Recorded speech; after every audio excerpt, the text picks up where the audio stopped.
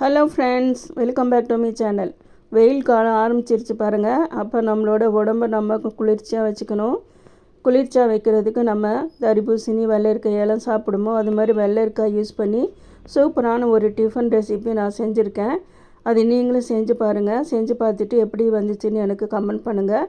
அதுக்கு நான் வெள்ளரிக்காய் ஒரு பாதியால் வெள்ளரிக்காய் எடுத்து கழுவிட்டு தோலை சீவிட்டு நல்லா பொடி பொடியாக ஸ்க்ராப்பரில் இது மாதிரி பொடியாக நான் ரெடி பண்ணி வச்சுருக்கேன். அது ஒரு பவுலில் போட்டுக்கிட்டேன். அதுக்கப்புறமா சின்ன கப்பில் ஒரு கப் நிறையா வெள்ளை ரவை, வறுத்த ரவை வெள்ளை ரவை எடுத்திருக்கேன்.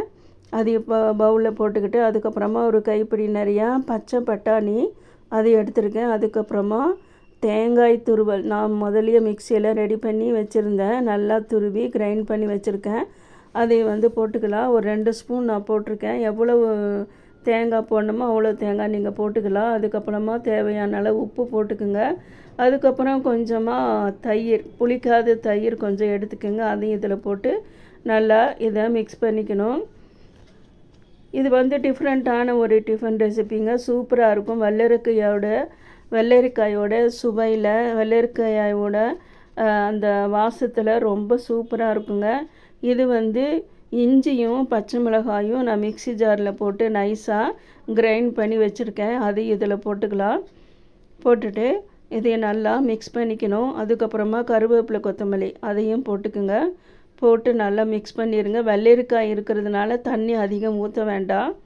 கொஞ்சமாக தண்ணி ஊற்றினாலே போதும்.